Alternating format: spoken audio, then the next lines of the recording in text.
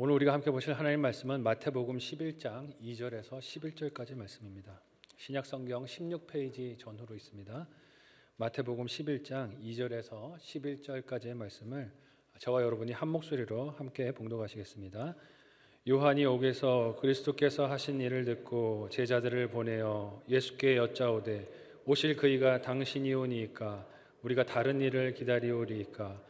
예수께서 대답하여 이르시되 너희가 가서 듣고 보는 것을 요한에게 알리되 맹인이 보며 못 걷는 사람이 걸으며 나병 환자가 깨끗함을 받으며 못 듣는 자가 들으며 죽은 자가 살아나며 가난한 자에게 복음이 전파된다 하라. 누구든지 나로 말미암아 실족하지 아니하는 자는 복이 있도다 하시니라. 그들이 떠나매 예수께서 무리에게 요한에 대하여 말씀하시되 너희가 무엇을 보려고 광야에 나갔더냐? 바람에 흔들리는 갈대냐? 그러면 너희가 무엇을 보려고 나갔더냐? 부드러운 옷 입은 사람이냐? 부드러운 옷을 입은 사람들은 왕궁에 있느니라. 그러면 어찌하여 나갔다? 선지자들을 보기 위함이었느냐? 옳다. 내가 너희에게 이르노니 선지자보다 더 나은 자니라. 기록된 바 보라 내가 내 사자를 내 앞에 보내노니 그가 내 길을 내 앞에 준비하리라 하신 것이 이 사람에 대한 말씀이니라. 내가 진실로 너희에게 말하노니 여자가 낳은 자 중에 세례 요한보다 큰 이가 일어남이 없도다. 그러나 천국에서는 극히 작은 자라도 그보다 크니라. 아멘. 전후 좌우로 인사 나누시겠습니다. 사랑하고 축복합니다. 사랑하고 축복합니다. 오늘 찬양도 있었는데 한번 또 이렇게 인사하겠습니다. 메리 크리스마스. 훨씬 표정이 밝아지셨어요. 함께 읽은 본문의 말씀을 가지고 다른 일을 기다리오리이까 라는 제목으로 말씀 전하도록 하겠습니다. 대림절 기간입니다. 오늘이 셋째 주인데 계속 기다림에 대해서 우리가 지속적으로 묵상하는 중에 있습니다. 기다림에 대해서 말씀을 나누다 보니까 이 기다림 기간에 우리가 무엇을 하면서 기다릴지, 혹은 어떤 일은 좀 절제하면서 주의하면서 기다릴지, 우리가 무엇을 할지 말지를 생각하는데 이 기다림의 초점이 갈 때가 있습니다. 물론 그런 적용도 중요합니다. 그래서 이 대림절 기간에 우리가 구제하는 것, 우리 옆에 있는 어려운 형제 자매들을 생각하면서 돕는 손길을 베푸는 것, 또 절제하는 것, 우리가 중독되어 있던 것, 혹은 사로잡혀 있던 것들을 끊는 것도 중요한 적용이 됩니다. 그러나 이 기다림의 여정 가운데 정말 중요한 일이 하나 있습니다. 그게 뭘까요? 누구를 기다리는가 하는 것을 확인하고 잘 알아보는 것인 줄로 믿습니다. 막연하게 기다리고 있는 것이 아니라 우리가 기다리고 있는 그분이 누구인가, 이 기다림의 대상이자 주인공인 예수 그리스도를 올바로 알고 바라보는 일이 중요한 줄로 믿습니다. 근데 이 예수님을 분별을 하고 바라보지 못한다면 어떻게 되겠습니까? 엉뚱한 예수님을 기대하고 바라면서 이때를 기다림으로 보낼 수 있다는 것입니다. 내 기대와 상상으로 그 예수님을 바라보면서 착각하는 가운데 내가 잘 기다리고 있다라고 스스로 여길 수 있습니다. 특히 내가 처해 있는 환경이나 상황에 따라 구원자가 되신 예수님을 내 문제만 해결해 주는 분으로 그렇게 생각하며 기다릴 수 있습니다. 건강의 문제로 어려움을 겪는 분들은 어떨까요? 구원자 되신 예수님이 내 이 건강 문제를 해결해 주시는 분으로 여겨지고 기다려진다는 것이죠. 경제적인 문제 때문에 오늘 힘들고 어려운 분들은 어떻습니까? 나에게 메시아가 내 경제 문제, 금전적인 문제를 해결해 주는 분이 메시아로 그렇게 여겨지고 기다려질 것입니다. 내 이 문제만을 해결해 줄 수 있는 분이 내게 구원자이고 메시아로 보이고 여겨지기 때문에 그렇습니다. 마치 우리가 한 나라의 대통령을 뽑을 때, 대선을 할 때 사람들이 각자의 기대를 그 대통령에게 쏟아놓듯이, 경제적으로 어려운 분들은 이 대통령이 경제 문제를 해결해 주기를, 건강 문제가 어려운 분들은 이 대통령이 나와서 우리 국민의 건강 문제를 해결해 주기를, 자녀 문제로 힘든 분들은 이 대통령이 나와서 좀 자녀 양육 문제를 해결해 주기를, 자기들의 기대를 쏟아놓고 그 대통령이 되기를 바라죠. 온갖 기대와 소망을 그에게 쏟아놓듯이 이 대림절 기간에 예수님을 기다리는 우리의 마음속에도 각 사람이 꿈꾸고 바라는 것을 예수님께 쏟아놓으면서 그 예수님을 기다릴 수 있다는 것입니다. 오늘 우리가 함께 읽은 본문은 그런 자신의 기대와 달랐던 예수님의 모습에 당황했던 세례 요한이 등장합니다. 세례 요한은 예수님을 올바로 알고 증거했던, 예언했던 인물 아닙니까? 그는 예수님의 오심을 예언했고 오신 예수님을 알아봤던 참으로 복 있는 인생이었습니다. 요한복음 1장 29절에서 30절 말씀을 우리 같이 한 목소리로 읽어보겠습니다. 같이 읽습니다. 시작. 이튿날 요한이 예수께서 자기에게 나아오심을 보고 이르되 보라, 세상 죄를 지고 가는 하나님의 어린 양이로다. 내가 전에 말하기를 내 뒤에 오는 사람이 있는데 나보다 앞선 것은 그가 나보다 먼저 계심이라 한 것이 이 사람을 가리킴이라. 아멘. 여러분, 이보다 더 어떻게 정확하게 예수님을 설명하고 묘사할 수 있겠어요? 세상 죄를 지고 가시는 하나님의 어린 양이시다. 세례 요한이 이 예수님을 알아봤습니다. 정확하게 이 예수님을 알아봤더라도 오늘 말씀을 통해서 우리가 무엇을 합니까? 그게 끝이 아니라는 거예요. 한번 알아봤다고 그걸로 끝나는 것이 아니라는 것입니다. 예수님을 알고 믿음은 한 번 고백이 아닌 지속적인 분투와 인내 과정을 통과하는 여정이기 때문인 줄로 믿습니다. 약속대로 오신 예수님을 통해서 다시 오실 예수님을 바라보고 있는 이 대림절 기간입니다. 이 기간에 우리는 날마다 분투의 시간을 보내고 있습니다. 예수님을 향한 나의 믿음을 흔드는 상황과 문제들이 날마다 다가옵니다. 예수님이 나의 구주 되심을 고백했지만 내 삶에는 여전히 갇혀있는 것 같은 문제들이 있습니다. 또한 내가 원하는 예수님의 모습과 다른 예수님을 만나면서 일어나는 갈등과도 싸우는 기간입니다. 어떻게 이 분투 속에서 예수님을 말씀대로 바라보고 믿고 이 기다림에 승리할 수 있을지 두 가지로 함께 말씀을 생각하고 우리 삶에 적용하고 승리하는 기간 되기를 원합니다. 첫 번째로요, 우리가 주의할 것은 내 형편이 아닌 하나님의 일을 바라봐야 할 줄로 믿습니다. 이 기다림의 기간에 우리가 주목하고 볼 것은 내 형편, 내 문제가 아니라 하나님의 일을 행하시는 주님이 되어야 합니다. 함께 오늘 본문의 2절에서 5절까지의 말씀을 하이라이트 된 부분을 주의하면서 우리 같이 한 목소리로 읽어보겠습니다. 같이 읽습니다. 시작. 요한이 옥에서 그리스도께서 하신 일을 듣고 제자들을 보내어 예수께 여짜오되 오실 그이가 당신이오니이까 우리가 다른 일을 기다리오리이까. 예수께서 대답하여 이르시되 너희가 가서 듣고 보는 것을 요한에게 알리되 맹인이 보며 못 걷는 사람이 걸으며 나병 환자가 깨끗함을 받으며 못 듣는 자가 들으며 죽은 자가 살아나며 가난한 자에게 복음이 전파된다 하라. 아멘. 사실 우리가 읽은 이 본문에서 세례 요한이 예수님께 제자들을 보내서 던진 이 질문이 충격적입니다. 그렇지 않습니까? 예수님의 오실 길을 준비했던 사람이 세례 요한이었습니다.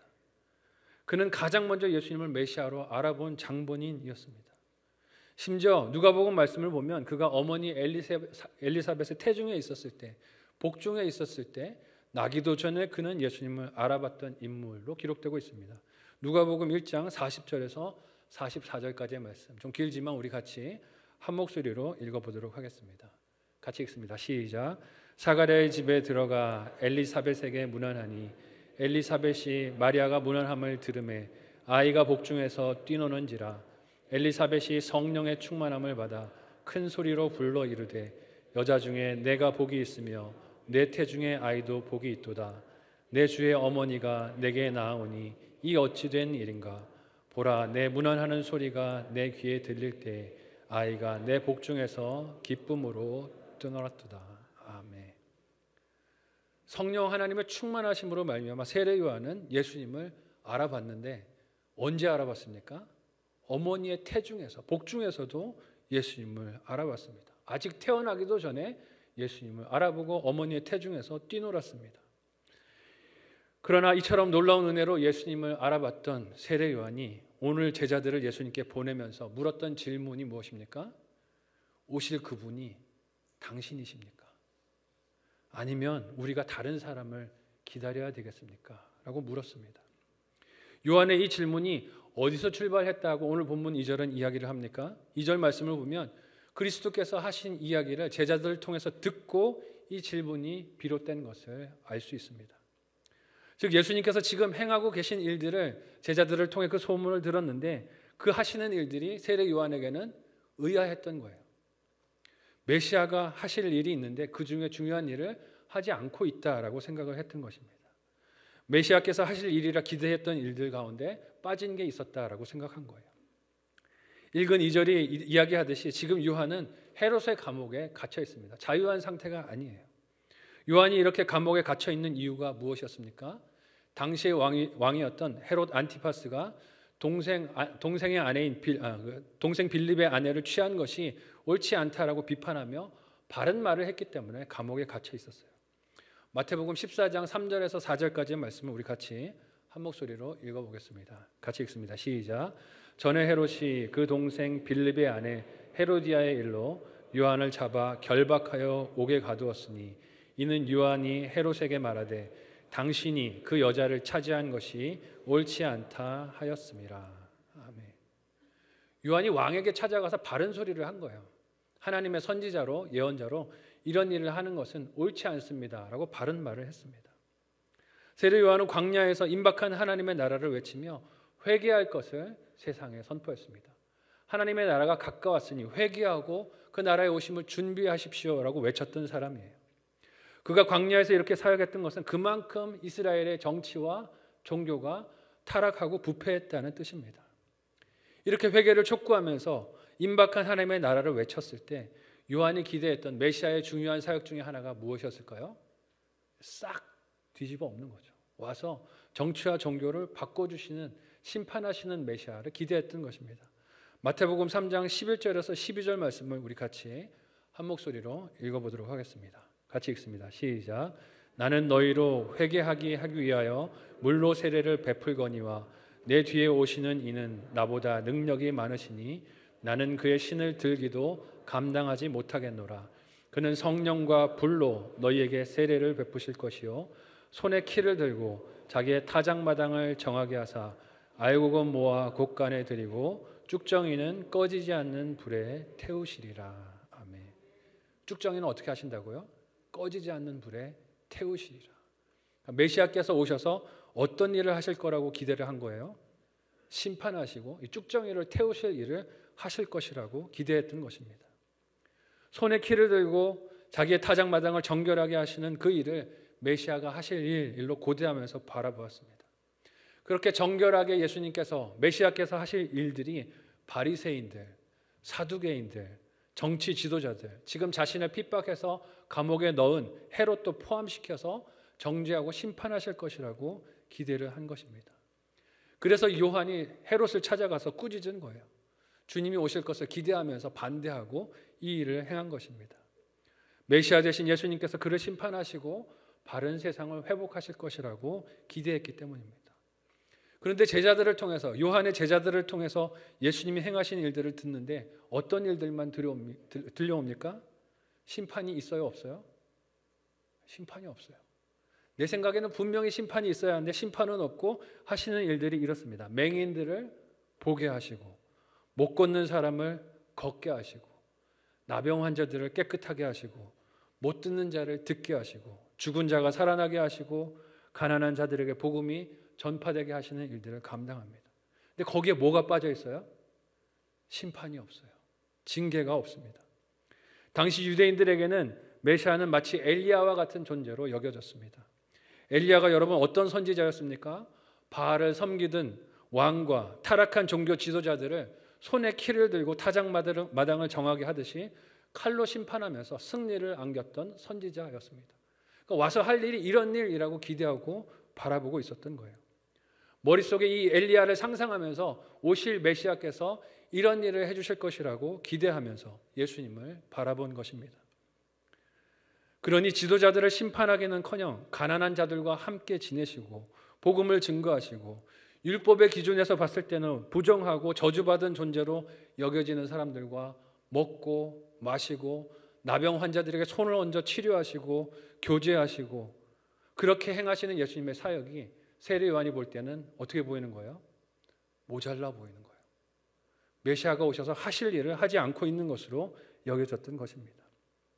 이런 예수님의 기대와 다른 모습에 그의 오실 길을 예비하며 외쳤던 세례 요한이 당황하고 낙심이 그 마음에 엄습했습니다. 자신이 하나님의 뜻을 전하다 감옥에 갇혀 있는데 구해주지 않으시고 시간은 계속 지나가고 있는 거예요. 그러나 예수님은 이런 요한에게 무엇을 경고하고 말씀하십니까? 오늘 본문의 6절을 한 목소리로 읽어보겠습니다. 같이 읽습니다. 시작.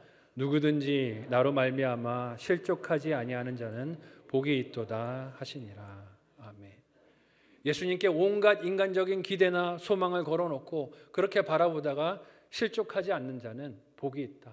말씀대로 오시는 예수님을 알고 보는 자는, 믿는 자는 복이 있다라고 예수님이 말씀하십니다.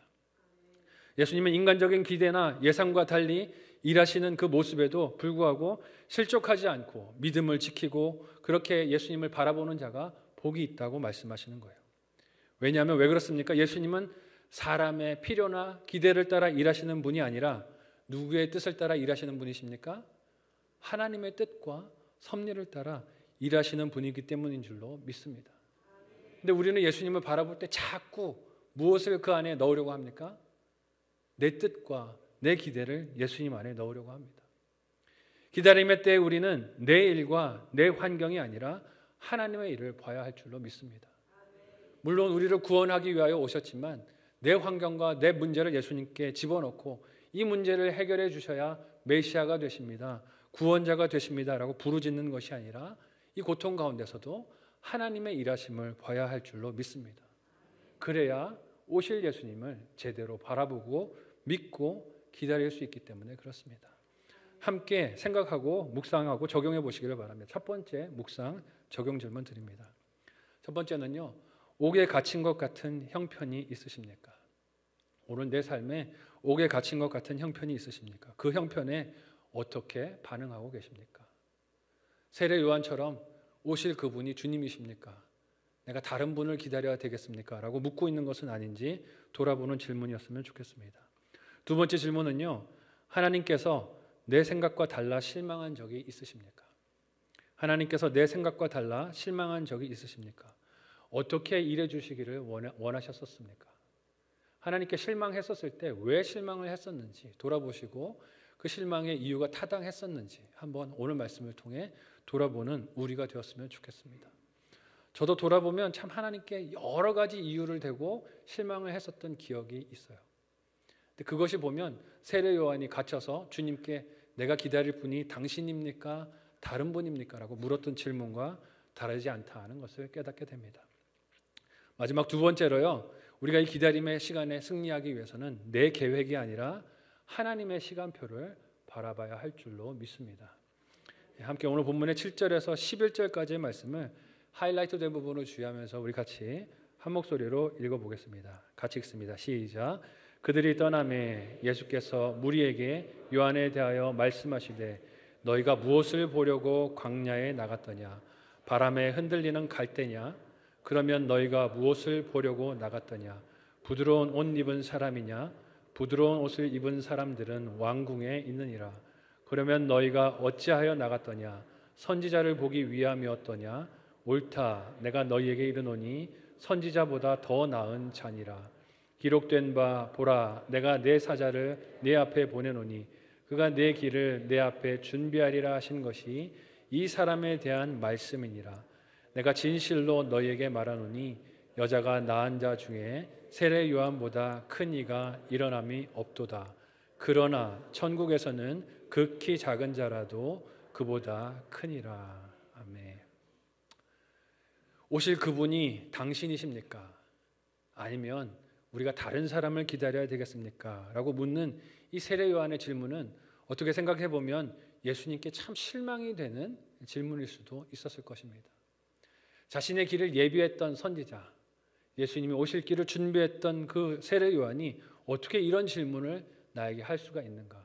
낙심이 될 수 있지 않겠습니까? 가장 먼저 예수님을 알아보고 하나님의 구원 역사가 그 섭리하시는 뜻대로 이루어짐을 증거했던 이 인물이 지금 예수님께 사람을 보내서 내가 기다리고 있는 그분이 당신이 맞습니까? 라고 물을 때 예수님 마음이 착잡하실 수도 있습니다. 그런 요한의 질문에 예수님께서 명쾌하게 그래 내가 메시아다라고 대답하시지 않습니다. 성경을 읽을 때 차라리 그렇게 대답해 주셨으면 속이 시원했을 것 같아요. 그 요한이 감옥에서도 좀 힘을 낼 수 있었지 않았을까? 근데 예수님은 그렇게 대답하지 않으셨습니다. 왜 그렇습니까? 메시아를 사람들이 계속 착각해서 바라보고 있잖아요. 그러니까 그 사람들에게 내가 메시아다라고 대답을 하면 어떻습니까? 말씀대로 오신 메시아가 아니라 자기 착각대로 바라보는 메시아를 그렇게 바라보고 생각하게 됩니다. 사람들이 메시아에 대해서 잘못된 선입견과 기대를 가지고 있었기 때문에 예수님께서 그렇게 대답해 주지 않으셨어요. 그것은 세례 요한뿐만이 아니라 당시에 많은 사람들, 특히 요한을 옥에 가둔 헤롯도 포함되는 이야기입니다. 사람들은 정치적인 메시아를 기대했어요. 그래서 그분이 오셔서 세상을 바꿔주기를, 정치를 바꿔주기를, 경제를 바꿔주기를, 가난한 자들에게 좀 부유함을 주시기를 그렇게 소망하고 원했습니다. 힘으로 부패와 비리를 몰아낼 지도자를 소망하면서 기다렸어요. 개혁을 원하던 사람들은 메시아가 그런 일을 해줄 것이라고 기다리면서 신뢰하면서 그분을 기다렸습니다. 반대로 권력을 잡았던 사람들은 어땠을까요? 그 메시아가 오시면 누구 자리를 뺏겨요? 자기 자리를 뺏기게 되잖아요. 그러니까 그 메시아가 오지 않기를 간절히 소망하면서 두려움으로 그 메시아를 막으려고 했습니다. 그래서 왕이 나셨다는 소식에 과거 헤롯 왕이 어떤 죄를 범했습니까? 마태복음 2장 16절에서 18절까지의 말씀을 같이 한 목소리로 읽어보겠습니다. 같이 읽습니다. 시작. 이에 헤롯이 박사들에게 속은 줄 알고 심히 노하여 사람을 보내어 베들레헴과 그 모든 지경 안에 있는 사내 아이를 박사들에게 자세히 알아본 그때를 기준하여 2살부터 그 아래로 다 죽이니, 이에 선지자 예레미야를 통하여 말씀하신 바 라마에서 슬퍼하며 크게 통곡하는 소리가 들리니 라헬이 그 자식을 위하여 애곡하는 것이라. 그가 자식이 없으므로 위로받기를 거절하였도다 함이 이루어졌느니라. 아멘. 메시아에 대해서 온통 잘못된 기대와 소망과 두려움을 가지고 있으니까 어떻게 합니까? 메시아가 오셨다는 소식에 잘못된 소망을 품고 메시아가 오셨다는 소식에 잘못된 걱정을 가지고 이런 죄를 범합니다. 자기 왕권을 빼앗길까 봐 2살 아래 아이들을 전부 다 죽이는 이런 처참한 죄를 헤롯이 저질렀어요. 그러나 예수님은 사람들이 생각하듯 정치적인 왕으로 이 땅에 오신 것이 아니었습니다. 사람들이 원하는 제도나 사회 체계를 바꾸시는 구원자로 오신 게 아니에요. 모든 인생이 짓눌려 사는 죄와 사망에서 건지는 구세주로 메시아로 오신 줄로 믿습니다. 오늘 우리가 기다리는 그 주님도 이 메시아라는 것을 우리가 잊지 말아야 합니다. 그 구원의 역사는 사람들이 과거에 경험했고 알고 있었던 방식대로 써지는 것이 아니었습니다. 물론 하나님께서 이런 구원 계획을 구약의 말씀으로 미리 약속하시고 예표하시고 그것이 드러나게 하셨지만, 그런 의미에서 구약의 말씀들은 예수님께서 오셔서 그 약속들을 성취하시고 드러내심으로 진정한 의미를 확인받게 되었지만, 그러나 잊지 말아야 할 차이는 무엇입니까? 구약은 실체가 아니고 예수님이 실체라는 사실입니다. 구약은 그림자이고 예수님이 본체라는 것입니다. 약속의 완성은 예수님이라는 것입니다. 그래서 예수님은 오늘 본문에서 예수님께 다른 일을 기다릴까요? 라고 물었던 이 세례 요한에게 오히려 그를 높이시면서 네가 위대한 인물이지만 아직 하나님의 뜻을 알지 못해서 이런 질문을 한다라고 말씀하십니다. 그를 그래도 칭찬하세요. 왜냐하면 요한은 하나님께서 선지자들을 통해 약속한 메시아의 오심을 준비한 선지자, 말씀을 성취한 청지기였기 때문에 그렇습니다. 말라기 3장 1절의 말씀을 우리 같이 한 목소리로 읽어보겠습니다. 같이 읽습니다. 시작. 만군의 여호와가 이르노라. 보라, 내가 내 사자를 보내리니 그가 내 앞에서 길을 준비할 것이요 또 너희가 구하는 바 주가 갑자기 그의 성전에 임하시리니 곧 너희가 사모하는 바 언약의 사자가 임하실 것이라. 아멘. 구약의 마지막 성경인 말라기서의 말씀은 앞으로 있을 400년의 암흑기 너머로 이스라엘에 임하실 메시아에 대해서 그 앞에 준비된 하나님의 사자가 있을 것임을 예언으로 말씀했습니다. 그리고 그 약속대로 세례 요한이 오실 메시아이기를 준비하는 소리가 되었다라고 예수님이 확증해 주신 거예요. 이 왜 확증해 주셨습니까? 지금 예수님이 내가 메시아다라고 말씀해 주고 계신 거예요. 하나님이 구약의 말씀으로 약속하신 것을 이루셔서 내가 메시아로 왔다는 것을 반어법적으로 또 은유적으로 말씀을 하시는 것입니다. 그래서 예수님은 이런 요한을 여자가 낳은 자 중에서 세례 요한보다 더 큰 이가 없다, 더 큰 이가 일어남이 없다라고 오늘 본문 11절에서 극찬하시면서 말씀하셨습니다. 육신으로 태어난 아담의 후손 중에서 예수님이 오실 길을 미리 예비하고 준비하는 일을 감당한 인생만큼 더 중요하고 귀한 인생은 없다는 것입니다. 이는 그만큼 요한이 하나님의 구원 역사 속에서 중요한 일을 감당한 인물이라는 뜻이 있습니다. 하지만 이는 또한 요한이 우리가 다른 사람을 기다릴까요? 라고 물은 그 질문에 대해 예수님이 그래, 내가 메시아야. 네가 다른 사람을 기다릴 필요가 없어. 네가 준비하고 외쳤던 그 메시아가 나야 라는 대답이 되는 줄로 믿습니다. 하지만 이 대답을 요한이 듣기 원했던 방식을 따라 예수님이 해주지 않으셨어요. 이유가 무엇일까요? 오늘 말씀을 자세히 살펴보면 예수님이 이 말씀을 요한의 제자들이 다 돌아간 다음에 하시는 것을 봅니다. 요한의 제자들에게 이 말씀하시고 가서 전해라고 하지 않으시고 요한의 제자들이 다 떠나고 난 이후에야 이 말씀을 하세요. 이유가 무엇일까요? 이는 요한 스스로가 자신의 사역과 보냄받은 그 시대 속에서 예수님을 믿음으로 바라봐야 했기 때문인 줄로 믿습니다. 믿음으로 예수님을 봐야 했다는 거예요. 그가 비록 예수님의 오심을 광야의 소리로 선포하고 알렸지만 계속해서 예수님이 임하신 하나님의 나라의 실체이며 구원자 되신 것을 믿음으로 알아보고 그렇게 순종해야 될 사명이 요한에게도 있었다 하는 것입니다. 이 믿음은요, 그냥 편안할 때 주어지는 믿음이 아니에요. 언제 주어지는 믿음입니까? 감옥 속에서 분투하고 있을 때, 믿음을 지키기 위해서 싸움하고 있을 때 주어지는 믿음인 줄로 믿습니다. 우리가 운동을 할 때도 어떻습니까? 건강하기 위해서, 몸의 근육을 얻기 위해서는 몸에 무엇이 있어야 됩니까? 저항이 있어야 돼요. 무거운 무게를 드는 수고를 해야 하고 땀을 흘려야 몸에 근육이 생기고 건강해지고 체력을 지탱하게 됩니다. 믿음도 어떻습니까? 편안한 환경에서 주어지는 것이 아니라 감옥에 있는 것 같은 환경에서 이것을 견디는 믿음의 수고를 통해 그 믿음이 생기고 자라나는 줄로 믿습니다. 나의 고통스러운 상황과 환경에도 불구하고 변함없이 나의 구원자 되신 예수님을 말씀을 통해 믿고 깨닫고 바라보고 붙드는 과정이 있어야 믿음이 생긴다는 것입니다. 오늘 본문 마지막 11절에서 예수님은 이처럼 세례 요한의 위대함을 드러내셨지만 거기서 더 나아가 그 사역의 실체이자 진짜 의미는 예수님을 만나고 믿어 천국 백성이 된 자의 위대함을 드러낸 것임을 말씀하십니다. 요한이 위대해 보이지만 진짜 위대한 것은 요한이 아니라 그 이후에 오신 예수님을 알아보고 믿고 그 예수님을 믿음으로 바라보고 따르는 것이 진정 위대한 인생이라는 것입니다. 그래서 오늘 본문 11절 마지막 부분에서 예수님이 뭐라고 말씀하세요? 여자가 낳은 자 중에 세례 요한보다 큰 이가 일어섬이 없도다. 여기가 중요한 거예요. 그러나 천국에서는 극히 작은 자라도 누구보다 크다고요? 그보다 크도다. 세례 요한보다 크도다라고 말씀을 하십니다. 예수님을 알아보고 믿는 것보다 더 위대한 인생은 없다고 주님께서 말씀하시고 확인해 주시는 것입니다. 여러분, 겉으로 볼 때에는 예수님의 제자들이 요한이나 요한의 제자들에 비해 초라하고 볼품없어 보였을 수 있습니다. 그러나 여러분, 주 안에서 진정한 메시아를 알아보고 믿음으로 구원받는 것이 가장 위대한 인생인 줄 믿으시기를 바랍니다. 여러분, 우리가 오늘날을 살아가면서 많은 것들이 내 삶이 다른 사람에 비해서 초라해 보일 수 있어요. 더 영광스럽지 못한 것 같아서 낙심이 될 수도 있습니다. 그러나 오늘 말씀을 통해서 예수님을 알아보는 인생이 가장 영광스러운 인생임을 잊지 않으셨으면 좋겠습니다.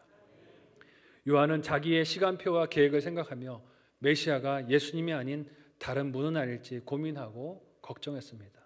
허나 예수님은 하나님의 시간표를 보이시면서 요한을 포함해 이 상황을 바라보는 모든 사람들이 예수님으로 다가오신 하나님의 나라와 그 초청에 순종으로 응답하기를 원하시고 초대하셨습니다. 이 대림절 기간은 내 인생의 시간표만 하나님께 들이미는 기간이 아니라, 그것으로 초조하는 기간이 아니라 하나님의 시간표를 믿음으로 바라보는 기간인 줄로 믿습니다. 우리 자녀들이 내 인생의 시간표와 맞게 행동하지 않는 것 같아서 답답하실 수 있어요. 내 인생의 시간표가 내 계획대로 흘러가지 않는 것 같아서 마음에 낙심이 되실 수도 있습니다. 그러나 이 대림절 기간은 내 시간표가 아니라 누구 시간표를 보는 기간이라고요? 하나님의 시간표, 구원의 시간표를 보는 기간입니다. 한번 생각하고 적용해 보시기를 바랍니다. 첫 번째 질문은요, 하나님에 대한 오해를 깨달은 적이 있습니까? 하나님에 대해서 내가 오해하고 있었던 것을 깨닫게 된 적이 있습니까? 어떻게 그 오해를 깨닫고 알게 되셨습니까? 우리 자녀들과 목장에서도 한번 나눠보시면 좋겠고요. 두 번째 질문은 믿음이 자라게 된 갈등의 시기가 있으셨습니까? 여러분, 우리 믿음이라는 건요, 그냥 늘 믿습니다를 부르짖는다라고 믿고 이렇게 생기고 자라나는 게 아니라 의심과 갈등을 지나면서 마음에 자리 잡고 뿌리를 내리고 열매를 맺게 됩니다. 믿음이 자라게 된 그 갈등의 시기가 있었는지, 어떻게 그 시간을 보내셨는지 자녀들과 또 목장에서 나눠보시면서 우리의 믿음이 실질적이고 구체적이 되었으면 좋겠습니다. 여러분, 이 대림절 기간을 우리가 보내는 중에 있습니다. 우리는 예수님을 기다리고 믿고 있다라고 말하고 있습니다. 하지만 어쩌면 우리가 기다리고 있는 그 예수님은 요한이 바라보면서 다른 사람을 기다려야 하나 하는 시선으로 바라보고 있는 예수님은 아닌지 모르겠습니다. 건강에 문제가 있기 때문에 이 문제만 해결해 주실 예수님 바라보고 있는 것은 아닙니까? 경제적인 어려움이 있으니까 이 문제만 해결해 줄 예수님을 바라보고 소망하고 고대하고 있는 것은 아닙니까? 오늘 말씀 속 세례 요한처럼 내가 다른 일을 기다려야 할까요? 하고 주님을 바라보고 있는 것은 아닙니까? 각종 문제와 파도처럼 밀려드는 어려움들로 내 생각과 다른 예수님으로 인해 그 일하심 때문에 당황이 됨으로 이 대림절 기간을 우리가 보내는 중에 있을 수 있습니다. 그러나 주님께서 오늘 세례 요한에게 그의 제자들을 보내시며 행하셨던 일들을 들려주신 이 이야기가 저와 여러분들의 귀에도 들렸으면 좋겠습니다. 우리 주변에서 보게 하시는 예수님, 우리 주변에서 듣게 하시는 일을 행하고 계시는 예수님, 죽은 영혼이 살아내게 일하시는 그 예수님, 복음이 증거되게 하시는 그 예수님을 믿음의 눈으로 바라보면서 이 기다림의 때를 믿음으로 승리하는 저와 여러분이 되실 수 있기를 바랍니다. 아무리 낙심이 밀려와도, 아무리 나를 실망하게 만들고 좌절에 빠지게 만들고 시험하는 문제들이 다가와도, 그러나 주님께서 일하시는 그 일들을 믿음으로 바라보고 믿음으로 이 때를 잘 승리하는 저와 여러분 모두가 되시기를 사랑하는 예수님의 이름으로 축복합니다. 아멘. 말씀을 기억하며 합심해서 함께 기도하겠습니다. 주님, 내 생각과 내 욕심으로 주님께 씌워놓고 바라보지 않도록 도와주옵소서. 비록 감옥에 갇힌 것 같은 어려움의 환경이 나에게 찾아왔지만 그럼에도 낙심하지 아니하고 일하시는 주님을 믿음으로 바라보고 하나님의 때를 믿음으로 바라보고 이 기다림에 승리하는 우리의 믿음 여정이 되도록, 이 대림절 기간이 되도록 주여 인도하여 주옵소서. 간절한 마음으로 함께 기도하겠습니다. 하나님, 은혜를 감사합니다. 비록 우리가 감옥에 갇힌 것 같은 환경과 어려움과 고난과 역경의 시간들을 보내지만 그럼에도 불구하고 우리를 사랑하셔서 불러주시며 초청하시며 믿음으로 반응하라고 하나님 말씀하시고 말씀을 들려주시는 은혜를 주심을 감사합니다. 내 생각을 예수님께 쏟아놓고 주장하지 않게 인도하여 주시고 말씀이 보여주시는 예수님, 말씀이 기다리려고 하시는 그 시간을 보내게 하시는 예수님을 믿음으로 바라보고 승리하도록 도와주옵소서. 비록 내 삶에 일어나지 않는 내 기대와 다른 일들과 상황들이 있다 할지라도 하나님, 보지 못하는 자를 보게 하시고 듣지 못하는 자를 듣게 하시고 죽었던 자를 살리시며 새 일을 행하시는 예수님의 역사를 우리의 삶 가운데 바라보며 믿음으로 우리 주님을 바라보고 끝까지 승리하는 우리의 신앙 여정이 되도록 인도하여 주시옵소서. 기다림에 승리할 수 있도록 우리의 믿음을 주관하여 주옵소서. 예수님의 이름으로 간절히 기도하옵나이다. 아멘. 하나님, 우리가 세례 요한과 같이 각자가 갇혀있는 옥의 환경, 감옥의 환경들이 있음을 고백합니다. 그러나 하나님, 그렇게 갇혀 있음에도 불구하고 낙심하지 않게 하여 주시고 주님을 향하여 의심하지 않게 하여 주시고 믿음으로 승리하도록 도와주옵소서. 내 생각과 내 때를 주님께 주장하고 강요하지 않게 하여 주시고 하나님의 일하심과 하나님의 때를 분별하여 순종하게 하여 주셔서 어디서나 믿음의 자리로 나오는 일에, 사명을 감당하는 일에, 부르심의 자리를 지키는 일에 승리하는 이 기다림의 시간, 대림절의 기간이 되도록 인도하여 주시옵소서. 감사하며 예수님의 이름으로 기도하옵나이다. 아멘.